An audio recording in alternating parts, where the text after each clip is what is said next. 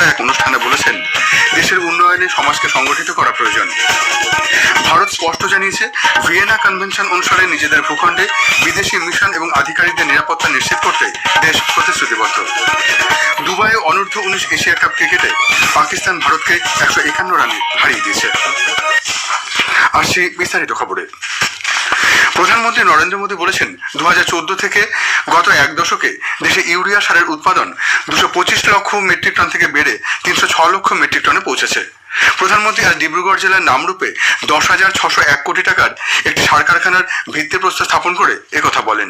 তিনি জানান, এই সার কারখানার উৎপাদন শুরু হলে শুধু আসামেই নয়, প্রতিবেশী রাজ্যগুলির কৃষকরাও উপকৃত হবেন। একই সঙ্গে এই এলাকায় কর্মসংস্থান বৃদ্ধি পাবে এবং সারের আমদানির উপর নির্ভরশীলতা কমবে। প্রধানমন্ত্রী বলেন, তা সরকারের আমলে পুরনো কারখানাগুলির পুনরুজ্জীবনের উদ্যোগ নেওয়া হয়েছে। जो यूरिया हमें महंगे दामों पर विदेशों से मंगाना पड़ता है, हम उसकी भी चोट अपने किसानों पर नहीं पड़ने देते। बीजेपी सरकार सब्सिडी देकर वो भार सरकार खुद उठाती है। भारत के किसानों को सिर्फ 300 रुपए में यूरिया की बोरी मिलती है। उस एक बोरी के बदले भारत सरकार को दूसरे देशों को करीब 3,000 रुपया देना पड़ता है। এর আগে প্রধানমন্ত্রী আজ সকালে গুয়াহাটির পশ্চিম বোরাগাঁওয়ে শহীদ স্মারক ক্ষেত্রে অসম আন্দোলনের শহীদদের প্রতি শ্রদ্ধার্ঘ্য নিবেদন করেন। পরে প্রধানমন্ত্রী ব্রহ্মপুত্র নদের ওপর একটি জাহাজে ছাত্রছাত্রীদের সঙ্গে পরীক্ষা পে চর্চা কর্মসূচিতে অংশ নেন। কেন্দ্রীয় স্বরাষ্ট্র মন্ত্রক সীমান্ত নিরাপত্তা বাহিনীর কনস্টেবল পদে নিয়োগের ক্ষেত্রে প্রাক্তন অগ্নিবীরদের জন্য সংরক্ষণের হার 10% থেকে বাড়িয়ে 50% করেছে। মন্ত্রকের পক্ষ থেকে এক গেজেট বিজ্ঞপ্তিতে জানানো হয়েছে যে প্রথম ব্যাচের প্রাক্তন অগ্নিবীররা 5 বছরের জন্য বয়সের ছাড় পাবেন। অন্যান্য অগ্নিবীরদের জন্য বিএসএফ কনস্টেবল নিয়োগের পরীক্ষায় 3 বছরের জন্য বয়সের ছাড়ের সংস্থান রাখা হয়েছে। বিজ্ঞপ্তিতে আরও জানানো হয়েছে, 2015 সালের বিএসএফ নিয়োগ বিধি সংশোধন করে এই ছাড়ের ব্যবস্থা করা হয়েছে। প্রত্যেক নিয়োগ বর্ষের প্রাক্তন অগ্নিবীরদের জন্য ছাড়ের সংস্থান থাকবে। অন্যদিকে প্রাক্তন সেনাকর্মীদের জন্য 10% এবং ট্রেডসম্যান কনস্টেবলদের জন্য 3% ছাড়ের ব্যবস্থা রাখা হয়েছে। দেশের উন্নয়নে সমাজকে সংগঠিত করার প্রয়োজন বলে রাষ্ট্রীয় স্বয়ংসেবক সংঘের সরসংঘ চালক মোহন রাও ভাগবত জানিয়েছেন। শতবর্ষ পূর্তি উপলক্ষে কলকাতার সায়েন্স সিটি প্রেক্ষাগৃহে প্রবুদ্ধ নাগরিক সম্মেলনে দেশ গঠনে আরএসএস এর গঠনমূলক ভূমিকা নিয়ে তিনি আলোচনা করেন। শ্রী ভাগবত বলেন, আমাদের দেশে হিন্দু সমাজকে সংগঠিত করা প্রয়োজন। তিনি জানান, কোনো একজন বিশিষ্ট ব্যক্তিকে দেখে সমাজের বাকি মানুষেরা তাকে অনুসরণ করে, তাই এমন বিশিষ্ট ব্যক্তিদের সংগঠন গড়ে তোলা বিশেষ প্রয়োজন। রাষ্ট্রীয় স্বয়ংসেবক সংঘ প্রসঙ্গে শ্রী ভাগবত জানান, সংঘ কোনো প্রতিক্রিয়া বা বিরোধিতার জন্য গড়ে ওঠেনি, কোনো লাভের জন্য কাজ করে না। সংঘ ধ্বংসের পরিবর্তে প্রতিশ্রুতি পূরণের কাজ করে থাকে। কেন্দ্রীয় সরকারের উপকূল অঞ্চলে ম্যানগ্রোভ সংরক্ষণ এলাকায় আর্থসামাজিক উন্নয়ন বা মিষ্টি প্রকল্প রূপায়ণে রাজ্য সরকারের গাছহারা মনোভাবের সমালোচনা করেছেন কেন্দ্রীয় বন ও পরিবেশ মন্ত্রী ভূপেন্দ্র যাদব। আজ সুন্দরবনের গোসাবায় 22তম প্রজেক্ট এলিফ্যান্টের স্টিয়ারিং কমিটি ও 28তম জাতীয় ব্যাঘ্র সংরক্ষণ কর্তৃপক্ষের বৈঠক শেষে সংবাদ মাধ্যমের মুখোমুখি হয়ে তিনি একথা বলেন। তিনি জানান, রেল দুর্ঘটনায় হাতের মৃত্যু কমাতে একগুচ্ছ পদক্ষেপ নিতে চলেছে তার মন্ত্রক। এজন্য রেলকে দুর্ঘটনাপ্রবণ এলাকা চিহ্নিত করতে বলা হয়েছে। এছাড়া জেলা শাসক ও পুলিশ সুপারদের নিয়ে হোয়াটসঅ্যাপ গ্রুপ তৈরি করে পরিস্থিতির ওপর নজর রাখার নির্দেশ দেওয়া হয়েছে। এর পাশাপাশি কুনকি হাতি বাড়ানোর পরামর্শ দেওয়া হয়েছে।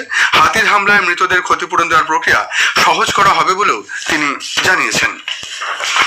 কেন্দ্রীয় মন্ত্রী শিবরাজ সিং চৌহান বলেছেন যে বিকশিত ভারত জি রামজি বিল হল দরিদ্রদের উন্নয়নের জন্য এমজি নারেগার পরবর্তী পদক্ষেপ। সোশ্যাল মিডিয়া পোস্টে মন্ত্রী বলেছেন যে বিলটি গ্রামীণ পরিবারের প্রাপ্তবয়স্ক সদস্যদের জন্য 125 দিনের মজুরি সহ কর্মসংস্থানের নিশ্চয়তা দেয়। শ্রী চৌহান জানান যে বিলে কোনো কাজ বরাদ্দ না হলে বেকার ভাতা এবং মজুরি দিতে দেরি হলে অতিরিক্ত পরিমাণ অর্থের বিধানও রয়েছে। তিনি উল্লেখ করেছেন যে কৃষিকাজের সময় অসুবিধার সম্মুখীন হওয়া কৃষকদের জন্য এতে বিধান রয়েছে। এই বিলের জন্য 1,51,000 কোটি টাকারও বেশি প্রস্তাব করা হয়েছে। পঞ্চায়েত সচিব, কর্মসংস্থান সহকারী এবং কারিগরি কর্মীদের সময়োপযোগী এবং পর্যাপ্ত বেতন দেওয়ার জন্য বিলে প্রশাসনিক ব্যয় 6% থেকে 9% পর্যন্ত বাড়ানোর প্রস্তাব রয়েছে। विकसित भारत जी राम जी योजना मनरेगा के आगे का कदम है। मजदूर भाइयों, 100 दिन की नहीं, अब 125 दिन काम की गारंटी है, कानूनी गारंटी। और काम नहीं तो बेरोजगारी भत्ते के प्रावधान को और सशक्त बनाया गया है। मजदूरी अगर देर से मिली तो अतिरिक्त राशि देने का प्रावधान है। और दूसरी तरफ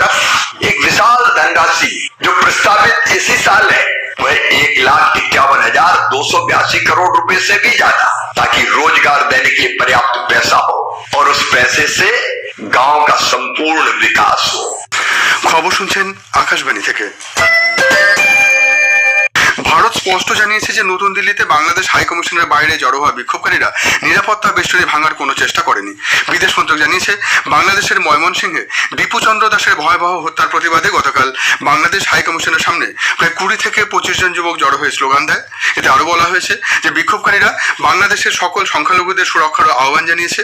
বিদেশ মন্ত্রক জানিয়েছে ঘটনাস্থলে মোতায়েন পুলিশ কয়েক মিনিট পরে দলটিকে ছত্রভঙ্গ করে দেয়। বাংলাদেশের সংবাদ মাধ্যমের কিছু অংশে এই ঘটনা নিয়ে বিভ্রান্তিকর প্রচার চালানো হচ্ছে। আরো বলা হয়েছে যে এই ঘটনার প্রমাণ সকলের কাছে উপলব্ধ। ভিয়েনা কনভেনশন অনুসারে নিজেদের ভূখণ্ডে বিদেশি মিশন এবং আধিকারিকদের নিরাপত্তা নিশ্চিত করার জন্য ভারতের প্রতিশ্রুতি পুনর্ব্যক্ত করেছে মন্ত্রক। ভারত বাংলাদেশের ক্রমবর্ধমান পরিস্থিতির উপর নিবিড় নজর রাখছে। ভারতীয় কর্মকর্তারা বাংলাদেশ কর্তৃপক্ষের সাথে যোগাযোগ রেখেছেন এবং সংখ্যালঘুদের উপর আক্রমণের বিষয়ে ভারতের তীব্র উদ্বেগ তাদের জানিয়েছেন। নতুন দিল্লি দীপু দাসের বর্বর হত্যাকাণ্ডের অপরাধীদের বিচারের আওতায় আনার আহ্বান জানিয়েছে। শিলিগুড়ি সংলগ্ন বাগডোগরা বিহার মোড় উড়ালপুল এলাকা থেকে হাতির দাঁত সমেত 2 পাচারকারীকে গ্রেপ্তার করেছে বন দপ্তর। গোপন সূত্রে পাওয়া খবরের ভিত্তিতে গতরাতে তল্লাশি চালিয়ে একটি গাড়ি থেকে হাতির দাঁত উদ্ধার হয়। সেটি একটি পূর্ণবয়স্ক হাতির বলে জানা গেছে। ওই গাড়িতে নেপালের নম্বর প্লেট লাগানো ছিল বলে খবর। উপরাষ্ট্রপতি সিপি রাধাকৃষ্ণন সদর্থক এবং অন্তর্ভুক্তিমূলক সমাজ গড়তে ধ্যানের ক্ষমতার উপর জোর দিয়েছেন। আজ সকালে হায়দ্রাবাদের নিকটে কানহা শান্তিবানামের দ্বিতীয় বিশ্ব ধ্যান দিবসের অনুষ্ঠানে অংশ নিয়ে উপরাষ্ট্রপতি বলেন, সারা বিশ্ব জুড়ে শান্তি, ঐক্য এবং আধ্যাত্মিক কল্যাণ সুনিশ্চিত করতে হৃদয়গ্রাহী আন্দোলনের উপর জোর দিতে হবে। বড়দিনের উৎসব থেকে শুরু করে ইংরেজি নববর্ষের আগে জাঁকিয়ে শীত উপভোগ করবেন রাজ্যবাসী। ওই সময় কলকাতা সংলগ্ন এলাকার সর্বনিম্ন তাপমাত্রা 12 ডিগ্রির নিচে এবং সর্বোচ্চ তাপমাত্রা স্বাভাবিকের থেকে অন্তত 5 ডিগ্রি কম থাকার সম্ভাবনা রয়েছে বলে জানিয়েছে আলিপুর আবহাওয়া দপ্তর। আজ কলকাতা ও সংলগ্ন এলাকায় সর্বনিম্ন তাপমাত্রা রেকর্ড করা হয় 14 ডিগ্রি সেলসিয়াস, যা স্বাভাবিকের থেকে 1 ডিগ্রি কম, এবং সর্বোচ্চ তাপমাত্রা ছিল 20 ডিগ্রি সেলসিয়াস, যা স্বাভাবিকের থেকে 5 ডিগ্রি কম। রাজ্যের সর্বনিম্ন তাপমাত্রা 10 ডিগ্রি সেলসিয়াস রেকর্ড করা হয় বীরভূমের শ্রীনিকেতনে। আবহাওয়া বিজ্ঞানী সৌরিশ বন্দ্যোপাধ্যায় আকাশবাণীকে জানান, আগামী কয়েকদিন গোটা রাজ্যে আবহাওয়া প্রধানত শুষ্ক থাকবে, হালকা থেকে মাঝারি কুয়াশার সম্ভাবনা। আগামী দুদিনে বিশেষ করে দিনের তাপমাত্রাটা আজকে খুব একটা বেশি পরিবর্তন থাকবে না। আজকেও দিনের সর্বোচ্চ তাপমাত্রা স্বাভাবিকের থেকে অনেকটা কমই থাকার সম্ভাবনা রয়েছে। কলকাতা পার্শ্ববর্তী অঞ্চলে আজ দিনের সর্বোচ্চ তাপমাত্রা 21 থেকে 22 ডিগ্রির মধ্যে থাকার সম্ভাবনা এবং সর্বনিম্ন তাপমাত্রা আগামী 24 ঘন্টায় 15 ডিগ্রির কাছাকাছি থাকার সম্ভাবনা রয়েছে কলকাতা পার্শ্ববর্তী অঞ্চলের জন্য। অর্থাৎ দিনের তাপমাত্রাটা কলকাতা সহ দক্ষিণবঙ্গের অন্যান্য জেলাগুলোতে আজকের দিনটা বেশ খানিকটা কম থাকবে স্বাভাবিকের থেকে।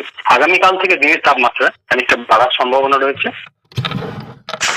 কোচবিহারের মেক্সিগঞ্জে 3 বিঘা সংলগ্ন এলাকায় বাংলাদেশি দুষ্কৃতীদের হাতে আটক বিএসএফ জওয়ানকে ফ্ল্যাট মিটিংয়ের পর ভারতের হাতে তুলে দিয়েছে বিজেপি।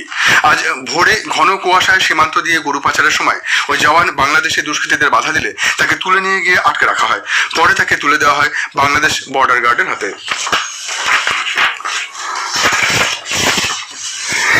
দুবাইয়ে অনূর্ধ্ব-19 এশিয়া কাপ ক্রিকেটের ফাইনালে ভারত পাকিস্তানের কাছে 191 রানে পরাজিত হয়েছে।